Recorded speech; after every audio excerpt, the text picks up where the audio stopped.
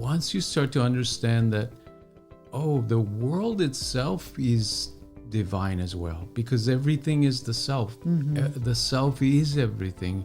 So it doesn't exclude our work in the world, the material world, the apparent reality that we see in the world. And so the seeker then starts to realize that there's nothing wrong with using material as long as you see it as useful for your spiritual development.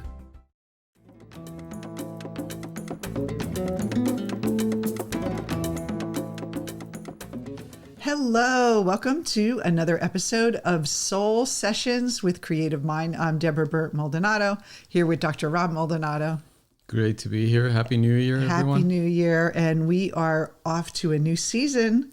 And we are going to kick off the season with some fundamentals of spiritual psychology and how to use them in your life to reach your goals and be happier and all those wonderful things that we want out of life. Yes, and a special shout out to all our students. Yes. Thank you guys for a great year, 2022. We're looking forward to 2023 now, and we hope you stay with us and join us. Before we get started today, I do want to remind you to subscribe to our channel. If you're watching us here on YouTube, just click the button in the corner there that says subscribe and make sure you get notifications of every new episode and all our new informational videos. And if you are listening to us on Spotify, iTunes, or any other podcast hosting service, don't forget to subscribe because we release a new episode every week and you don't want to miss out. Let's talk about the new topic, spiritual psychology. Maybe we can describe it a little bit. And maybe a little background for our new viewers. The way we approach the Gita, we're going to talk about its spiritual psychology. And that means simply that we're looking for how it applies to us today. What we know from psychology, especially from depth psychology, what can we see in the psychology of the spiritual traditions of the world, really? But now we're going to look at the Eastern philosophy, particularly the philosophy that is encoded in the Gita. Now, the Gita, the Bhavagad Gita, is considered the distillation of all the knowledge from the Upanishads, which so it's like a Cliff Notes. Cliff Notes, yeah, very much so. But it's written so well, and it's integrated into this incredible story of Krishna and Arjuna, who are about to fight a battle. And right before the battle, Arjuna decides to instruct. Krishna decides to instruct Arjuna on this philosophy of the self, philosophy of mind. What is going on in our world, in your mind, in reality? And so the Gita contains all that wisdom that is encoded in the Upanishads, which are, we'll save it for a later podcast because it's a topic unto its own. But there's a verse there that talks about the 4 different kinds of spiritual seekers. And that's what today's episode is about, the 4 types of spiritual seekers. And we're going to tell you what they are, and then you can identify which one are you, or more than one. I think you can have more than one. You can approach it. But it's interesting to see the reasons why people seek spiritual knowledge. Yes, the reasons why. Because the approach that we take to working with our mind, working with our spirit, right? Anyone who's interested in personal development, this is for you. So I just want to say, too, that the Gita, we always say, if you were on a desert island and you can only bring one book with you, that you never know if you're going to be rescued. And what would be that one book? I would say the Gita would be the book I would want to, because it really encapsulates all the wisdom of life. And that even if you're on an island and you don't have any other interaction, you can work with the principles and really cultivate happiness. And it really is an incredible piece of literature, and I invite everyone to read it. So, and more than once, study it, read it. So what are the 4 types, Rob? So this goes to the verse, chapter 7, verse 16. So it says, there are 4 types of spiritual seekers, or four types that approach me. Krishna is kind of speaking here and saying there's 4 types of people that approach me, meaning they worship me, they seek my wisdom. Well, if you're a Christian, you have to think that who seek God, or any of a major religion, that kind of idea of God. Why do we worship or seek God's help? Yes, more than God. That's a good point, because God is essentially part of our culture, part of the way we see the world, part of the individual's worldview, whereas Krishna is representing the self. And the self in Eastern philosophy, especially in the Upanishads, is considered a bigger principle, a more encompassing principle of consciousness. What allows God to exist and what allows the universe to exist. So more than just a deity, it's a concept of consciousness. That's it. Yes. And Krishna would be a personalization or a symbol of that higher consciousness. Yes, that's right. Higher consciousness is speaking directly to Arjuna, who represents us as our individual incarnation. So he says there are 4 types.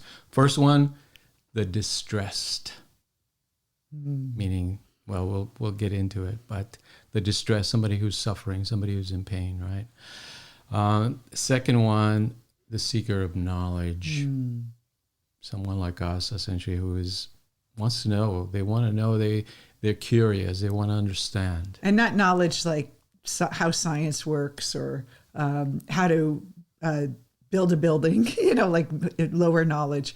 Basically, higher knowledge is what they're seeking. They're seeking knowledge of consciousness. Yes. The third one, the seeker of worldly possessions. Yeah, that's an interesting one, right? Because a lot of people don't think someone who's seeking worldly possessions belongs in this category of a spiritual seeker, but we'll look at that. And then finally, he says, and this is the best one of them all, those situated in wisdom, meaning somebody who is essentially already enlightened or well on the way to enlightenment, but understands that you still have to practice and cultivate this higher knowledge, this higher wisdom, that it doesn't just stay with you because you've realized it. Once you wake up, you have to work at waking up, staying awake. Yeah, to staying awake and to kind of express it, right? The expression of it, the living into it. Because as long as we have a body, we'll have an ego and needs and human needs that we always have to deal with.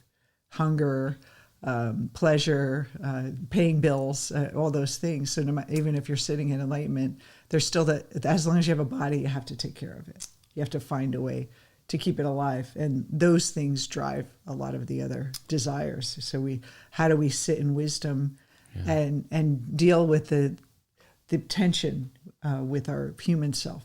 Absolutely.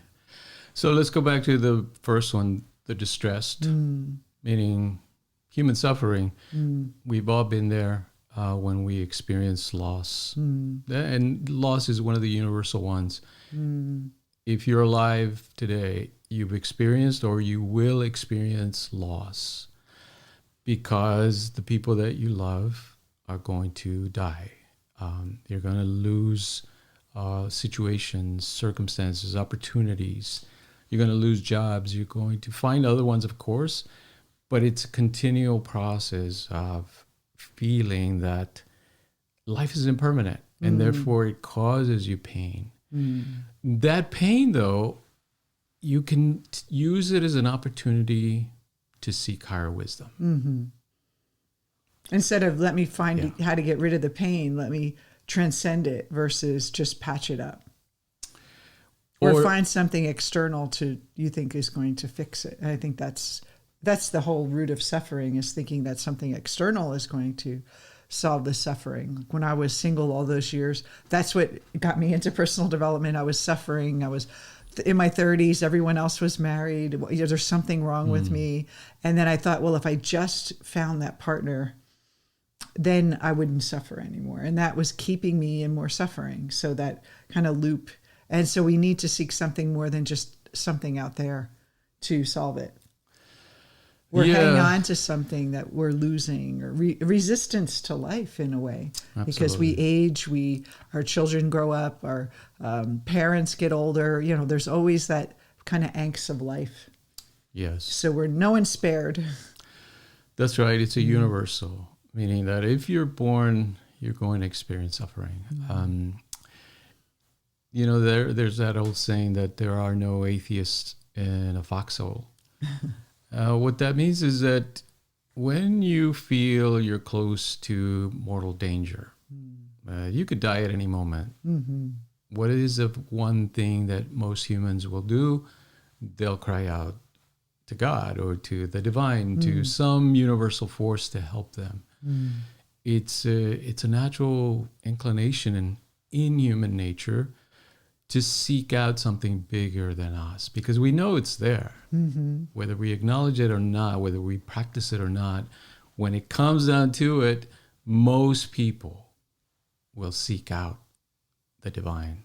Well, don't you think too, when we are suffering, we think God isn't there, or this divine presence isn't there, that we're alone in this suffering. So it's like that need to connect. So it's like in us that we feel like abandoned in a way, and we need to reconnect. Yeah. And so then the next one would be the seeker of knowledge. And so that's someone who I just love learning about spirituality. I'm having these weird dreams that are very mystical. Or I'm having these mystical experiences. Like when I was a kid, I would have, dreams of flying, and then I would have these visions and intuition and weird stuff that would show up, and like, what is going on here? And there were no answers. And even when I was raised Catholic, I was always like wanting to study what God was doing. It was like I found it fascinating. Some people, they have that in them, right? That kind of desire to know their spiritual side. You see different people. Some people have passions in certain things. People that are into personal growth, a lot of us, we all have that spiritual craving for knowledge. Yeah. One last comment about the distress, though. If you think about the alternative, if we only see ourselves as biological beings, then all we can do is say, well, life is suffering. It's so painful. I'm experiencing all this pain and fear and anguish, or just a sense of meaninglessness. What can I do to alleviate that? Besides kind of going inward and seeking the self, the true self, as Krishna says, there's not much I can do. I mean, all I can do is try to numb my pain, right? So you see a lot of people falling into addiction, alcohol, drugs, television, Netflix, or whatever they can do to distract their mind from the pain of suffering. Then they have no other choice except to distract and numb their mind. Even throw themselves into work.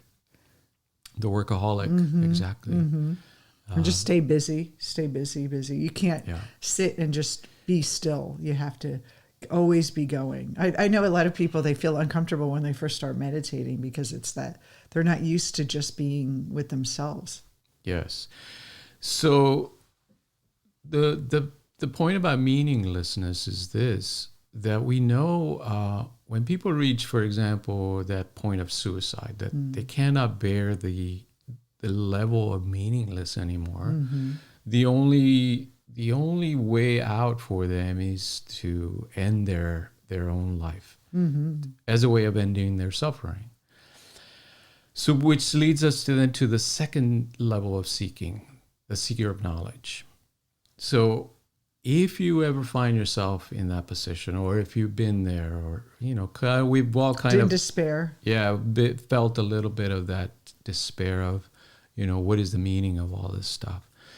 Then that is the answer, right? That there's a higher level of seeking where we're actively acknowledging, first of all, that there must be a knowledge that satisfies that sense of meaninglessness. There has to be an answer. There has to be an answer, exactly. And the search for it itself is a way of approaching the self. And Jung said that, the spiritual, everything is a spiritual problem that we're really experiencing. It's a spiritual hunger that we're trying to solve. And so the human problems can't be solved on a human level. It's a spiritual solution that we really have to look for. That's right. And what he means by that, what Carl Jung means by that, is that you're not going to find the answer to meaninglessness in the physical appearance of the world. You're going to have to search within. You're going to have to approach that question of what is the consciousness within me, that awareness within me. And that is the second level of seeking, the seeker of knowledge. Reading the Gita, studying the Gita, listening to podcasts like ours about higher knowledge, trying to learn something beyond just what we learned in grade school and college and from our parents about life. There's something like more profound that we need to seek. The truth, basically, right? They say the truth will set you free. And so go to the next one. The seeker of worldly possessions. So we all have or know someone who has been seeking worldly possessions. And it's not really materialistic, but we do all fall into this category at some times. I want to make enough money to survive. I got to pay my bills. I want to find a partner. I want to have a home. I want to have children. Those are all worldly things. They have a spiritual element to it if you infuse that in. But if you think about a lot of what people look for those things is for social acceptance, social drives, to feel a part of the tribe. If we have everything that other people have, and that jealousy when someone has more than us, and that's that. So we use that. We think, well, if I just manifest or learn the law of attraction, I can have those material things. That's kind of a form of spiritual seeking, but then it falls short because what we really don't want are the things. We want to examine, why do we want those things? Like, what's the why underneath having riches or having a partner or having children or having living your purpose? Like, there's more. It has to be more than just the outer appearances or the ego needs. And so it's the desire for those worldly possessions can lead us to seeking knowledge spiritually, and it can be a stage where we're in that manifestation and we're thinking about the thoughts create our life. Those are great, but that's not going to fully satisfy us because we're putting the material above the spiritual, and we're doing it just for the material. Then that's not really a great way to use spiritual knowledge, because then you're caught up again. You're kind of rearranging the furniture, and you're still going to go back to that suffering and pain because it's never going to be satisfying. Yeah, that's a good synopsis, kind of the different approaches we can take to this idea of a seeker of worldly possessions. If we look at it in the evolution of the spiritual path, though, we see that suffering leads us to that questioning of, why do I suffer? What is the meaning of this? That is that second level of seeking knowledge. But the seeking knowledge then leads us, it's like the Jungian idea of individuation, that once you start to understand that oh, the world itself is divine as well, because everything is the self. The self is everything. So it doesn't exclude our work in the world, the material world, the apparent reality that we see in the world. And so the seeker then starts to realize that there's nothing wrong with using material as long as you see it as useful for your spiritual development. So serving your spiritual work versus the spiritual work serving the material. Like, so not Yes. keeping it in the right perspective. That's right. That's right. And so sometimes the beginner will see that or think that this is out of sorts, that a person that's seeking worldly possessions should not be considered a spiritual person, but they're not understanding the bigger picture. That this is part of an evolution of consciousness, that to include the world the way it appears to us as part of your spiritual training, and to use money, to use material for higher purposes, is part of the journey of a spiritual person. And in actuality, what you will learn is if you start using like spiritual principles, like I'm one with everything so I can create a new life, and then it doesn't show up for you and you're frustrated, it's a way to grow. And through that growth, you start to realize that who you become in the process of working through that attachment to those things, then it becomes of service to you. So having a relationship that serves the whole, that serves your higher purpose, having a career that serves your higher purpose, having more material resources like money to reach more people. If you are a teacher or a coach, it's actually good to have those worldly possessions. But again, the possessions are the tools. The real prize is who you become and your ability to express yourself in that higher knowledge. And I think that's really the key. Yes. In other words, the possessions are in service of the higher purpose, Yes. of your spiritual path, not the other way around. Not in service of your ego. So you can think about, you have a good Instagram reel and say, look at all the things I accomplished to impress others. You're actually using that to inspire others, to say you can do this too. And it's less of an ego thing, showing off and or like hiding something that you're miserable about, like kind of covering it up. But it's more like, this is who I am. And if you read the higher knowledge, that the unconscious, this divine in us is infinite and pure potential. So it matches the higher knowledge. Yes. And you cannot really live a complete, full life if you don't have the resources to do the things that you need to do. So that's definitely part of it. Then, which leads us to the fourth stage, which is really the highest one, as Krishna says. It is the person that's situated in wisdom. Now, wisdom is different than knowledge. So, yes, in the beginning, we need to gather knowledge. We need to do that self-inquiry. What is the meaning of my life? Where do I find fulfillment and all Who that? am I? What is my purpose? Yeah. But wisdom is a knowing.